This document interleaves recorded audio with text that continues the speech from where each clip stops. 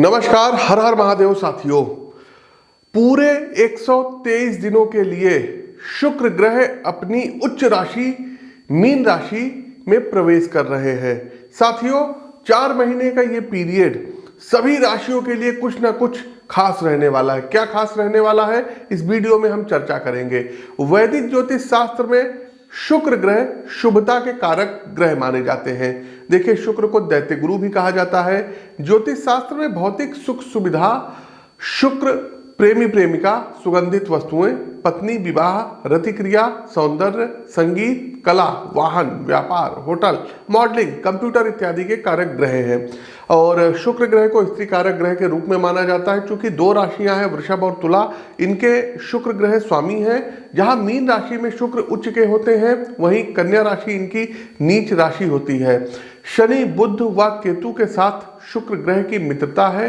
सूर्य, चंद्रमा और गुरु के साथ इनका शत्रुवत संबंध है। प्रिय दर्शकों, वैदिक ज्योतिष शास्त्र अनुसार कामदेव एवं भौतिक सुख प्रदाता शुक्र ग्रह अपने उच्च राशि में दिनांक 28 जनवरी दिन मंगलवार को 7:12 पर सुबह कुंभ राशि से निकल करके और अपनी उच्च राशि मीन राशि में प्रवेश करेंगे और दिनांक 31 मई को फिर ये मीन राशि से निकल करके मेष राशि में प्रवेश कर जाएंगे। पूरे 123 दिन शुक्र उच्च के रहने वाले हैं। क्या कुछ राशियों के लिए जो है अच्छी खबर रहेगी, किन राशि के जातकों के लिए थोड़ा सा बच के रहने वाला है, इन सभी विषय वस्तुओं पर प्रकाश डालेंगे। बने रहिएगा अंत तक।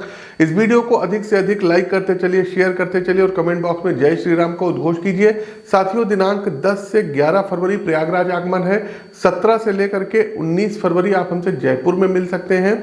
दिनांक 20 से लेकर के 24 मार्च तक की आप हमसे भुवनेश्वर और पुरी में मिल सकते हैं। तो ये हमारे आने वाले दिनों के कार्यक्रम है। आगे बढ़ते हैं। उच्च के शुक्र का सभी 12 राशियों पर क्या फल रहेगा। पहली राशि आती है मेष राशि। देखिए साथियों, जनवरी महीने में शुक्र का मीन राशि में गोचर, तो मेष राशि के जातकों आपकी कुंडली के 12वें भाव में हो रहा है। और ये गोचर जब होगा तो आपकी खर्च करने की आदतों पर कहीं ना कहीं गहराई से प्रभावित करेगा और आप पहले से ज़्यादा आप खर्चीले हो सकते हैं। इसलिए यह समय अपने अतिरिक्त खर्चों पर नियंत्रण रखने और विवेकपूर्ण तरीके से खर्च करने का है। गोचर कालखंड की इस अवधि में मेष राशि के जातकों को विदेश से जुड़े प्रोजेक्ट्स या असाइनमेंट में कुछ देरी हो सकती है, लेकिन धैर्य बनाए रखिएगा, क्योंकि अंततः सभी काम सफलतापूर्वक संपन्न होंगे। मेष राशि के जातकों आप इन 4 महीनों में देखेंगे कि कहीं ना कहीं कोई आप नया वाहन ले सकते हैं, उस पर धन खर्च होगा। हॉस्पिटल के बिल पर धन खर्च हो सकता है। जमीन इत्यादि पर भी धन खर्च हो सकता है। हायर एजुकेशन पे हो सकता है। विदेश यात्राओं पे आपका धन खर्च हो सकता है। तो अपने बजट को संतुलित बना करके चलने की सितारे सलाह दे रहे हैं। दूसरी राशि आती है वृषभ राशि। देखिए, वृषभ राशि के जातकों शुक्र का राशि परिवर्तन आपकी कुंडली के एकादश भाव को अब प्रभावित करेगा, क्योंकि ये 11वें भाव में आपके गोचर कर रहे हैं। गोचर कालखंड की इस अवधि में जो है शुक्र आपको भौतिक सुख सुविधाएं और आर्थिक लाभ का अनुभव कराएंगे। आपने यदि कहीं पर पैसा इन्वेस्ट कर रखा होगा तो उसको आपको अच्छा फल प्राप्त होगा। दूसरा साथियों जो है क्या कहते हैं, पुराने फंसे हुए पेमेंट आपको प्राप्त होंगे और आप अपनी संपत्ति में भी इस दौरान वृद्धि कर सकते हैं। आपके जीवन में कुछ नई सुख सुविधाएं जुड़ेंगी। वृषभ राशि वालों के सामाजिक जीवन के लिए भी यह समय बेहतरीन रहेगा। तमाम नए नए मित्र बनेंगे और लोग आपकी ओर आकर्षित होंगे और आप कुछ अद्भुत सामाजिक आयोजनों का हिस्सा बन सकते हैं। कार्यक्षेत्र में आपको प्रमोशन प्राप्त होगा, इंक्रीमेंट्स वगैरह सैलरी में लगेगा। साथ ही साथ शेयर मार्केट से आपको अच्छा लाभ प्राप्त होगा। व्यापार में यदि आप हैं तो व्यापार में भी आप अच्छा मुनाफा बनाते हुए दिखाई दे रहे हैं।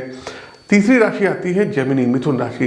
देखिए, मिथुन राशि के जातकों शुक्र का गोचर आपके 10वें भाव में हो रहा है, अर्थात कर्म भाव में हो रहा है। तो कार्यक्षेत्र में शुक्र यहाँ पर बदलाव ला सकते हैं। यदि आप अपनी नौकरी से बहुत परेशान हो चुके हैं, उब चुके हैं, तो कोई नई नौकरी आपको प्राप्त होगी।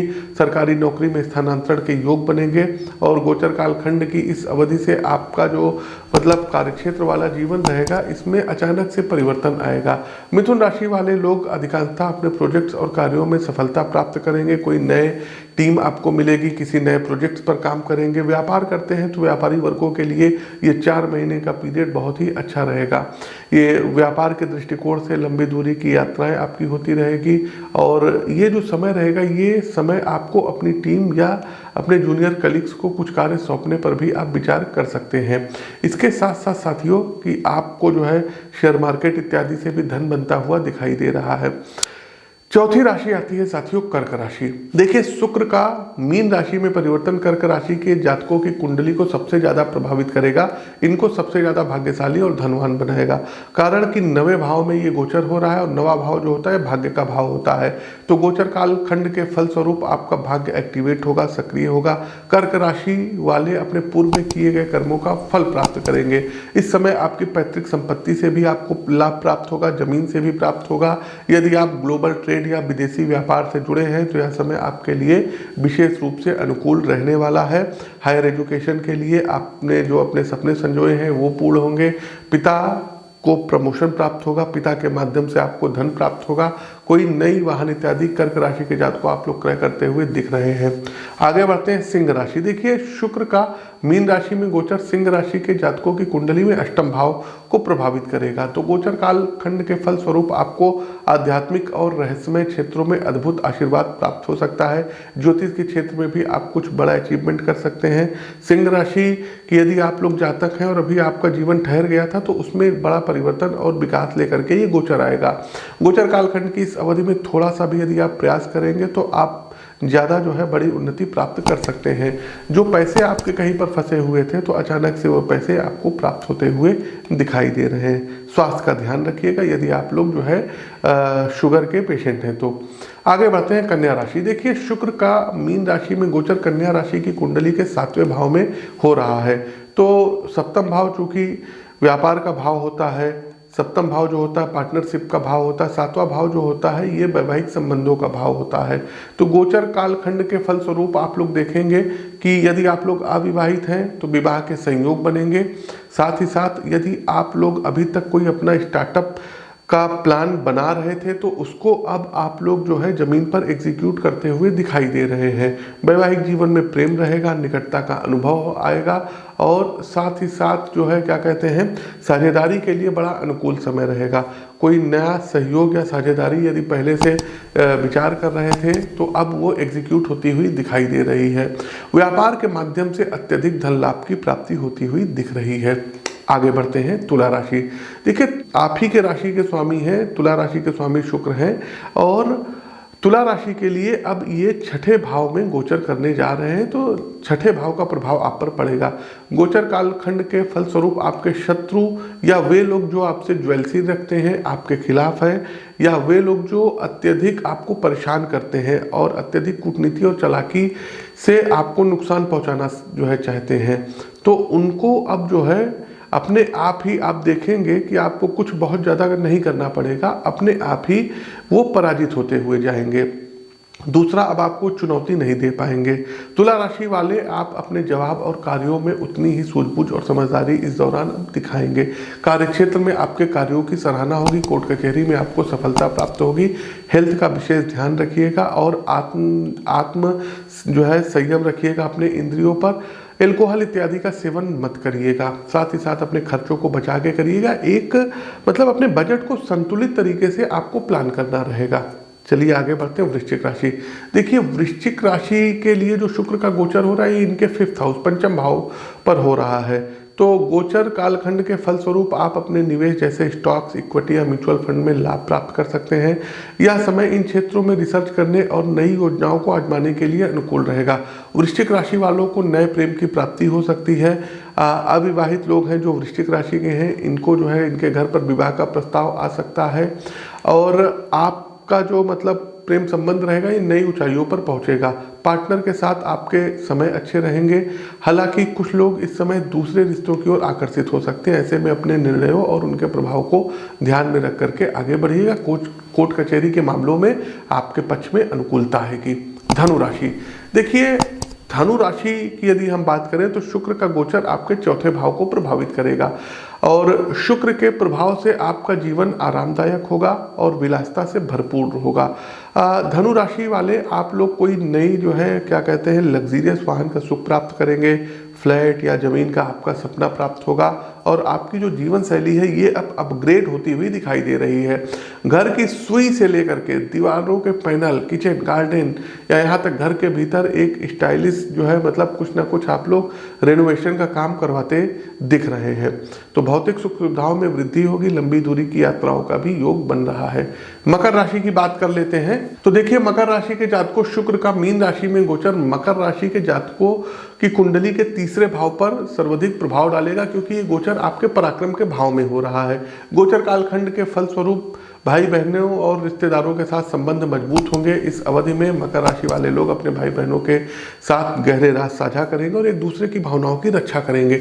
आपकी वाणी और बुद्धि बेहतरीन रहेगी, जिससे आप तेजी से निर्णय ले सकते हैं। इसके साथ ही यह समय छोटी यात्राओं और वीकेंड पर जाने के लिए भी अनुकूल रहेगा। अपने प्रियजनों के साथ अच्छा समय बीतेगा। एक अच्छा हैंडसम अमाउंट आपको प्राप्त होगा। धन संबंधी विशेष लाभ प्राप्त होते हुए दिखाई दे रहे हैं। आगे बढ़ते हैं। हमारी अगली राशि आती है कुंभ राशि।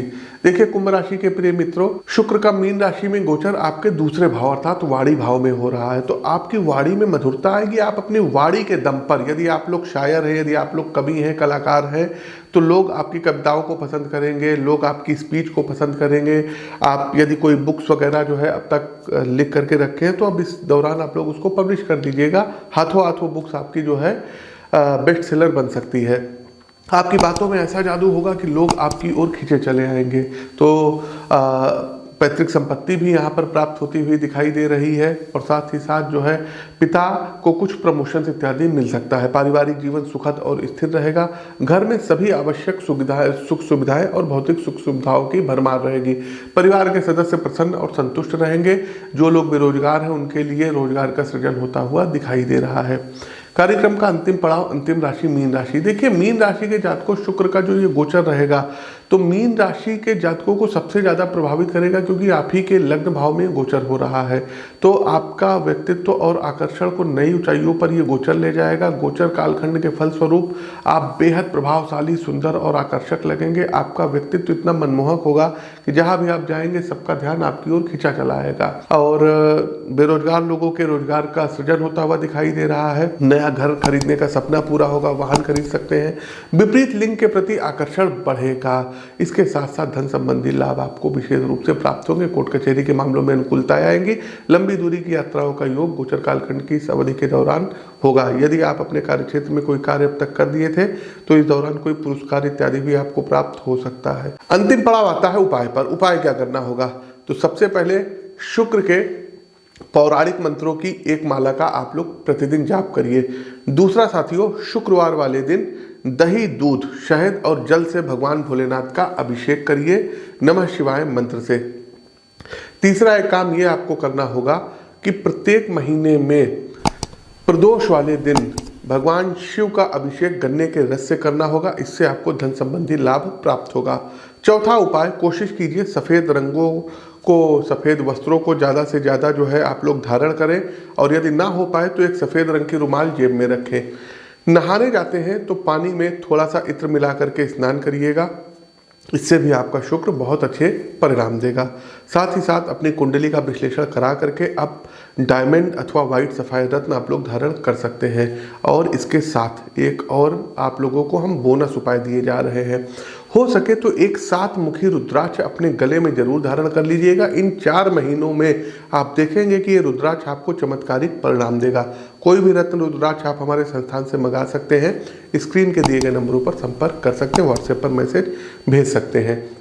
तो अपनी वाणी को विराम देते हुए ज्योतिष के इस मंच से मैं पंडित आशीष वत्स आप सभी प्रबुद्ध साथियों से विदा लेता हूं। तब तक के लिए नमस्कार, राम राम।